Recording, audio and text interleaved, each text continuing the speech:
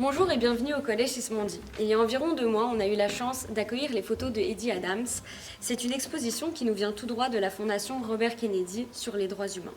Il s'agit de 33 portraits d'activistes qui œuvrent pour les droits humains, comme par exemple l'égalité entre les genres, les luttes contre les discriminations ou encore contre les crimes de guerre. J'ai trouvé le cadre de l'exposition intéressant parce que, contrairement à une exposition classique, c'est comme si c'était les tableaux qui nous observaient pendant nos trajets du quotidien plutôt que nous qui les regardons à chaque fois.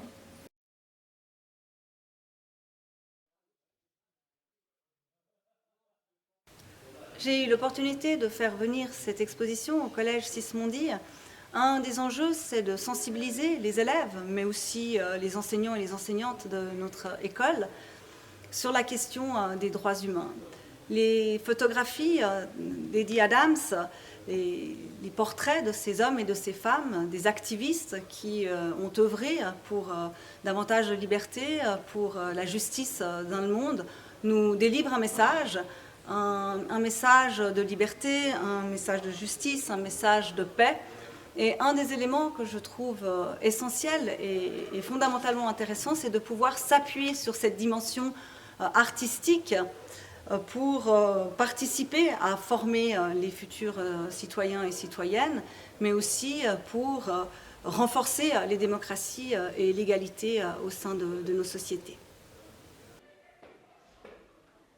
La photographie, elle est située entre deux escaliers. Du coup, quand on passe pour aller monter en cours, on est forcément obligé de croiser le regard avec ce personnage. Et après, on n'est pas obligé forcément de s'y arrêter pour lire le petit panneau, mais on peut aussi très bien juste admirer le portrait du photographe. Et la photographie, elle est aussi mise en valeur par son côté noir et blanc qui fait ressortir le contraste avec les murs colorés du bâtiment, et c'est aussi le cas pour les différentes images et photographies qu'on retrouve au sein du Collège Sismondi.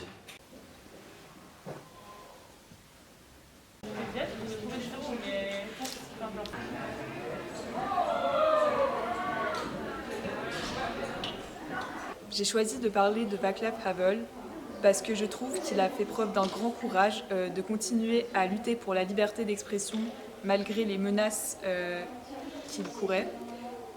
Aujourd'hui encore, dans de nombreux pays, on voit que c'est difficile de s'exprimer librement. On voit par exemple dans les médias de nombreuses personnalités qui expriment leur opinion sur un sujet et qui ça ne plaît pas au gouvernement dans lequel ils vivent et qui disparaissent du jour au lendemain. Je pense donc que c'est important de lutter pour pouvoir exprimer ses idées librement sans courir de risques par la suite. En allant à la bibliothèque, j'ai remarqué cette photo de Nataša Kandić et en lisant le petit panneau qui est juste à côté, j'ai appris le contexte de cette photo. En fait, Nataša, c'est une militante pour les droits humains en temps de guerre. Elle a réussi à s'opposer à son propre communauté et au gouvernement pour dénoncer les injustices commises lors de la guerre en ex-Yougoslavie. Elle a énormément de courage et je trouve que c'est vraiment une source d'inspiration. De nos jours, je trouve pas qu'il y a beaucoup de gens qui ont autant de courage. Par exemple, je vois pas beaucoup de militants chinois qui dénoncent les atrocités que les Ouïghours y subissent. Et personnellement, je trouve qu'il devrait y avoir beaucoup plus de personnes comme ça dans notre monde. Parce que Nataša, elle a vraiment réussi à montrer qu'avec peu de moyens, on peut vraiment faire un changement qui a un grand impact sur notre société.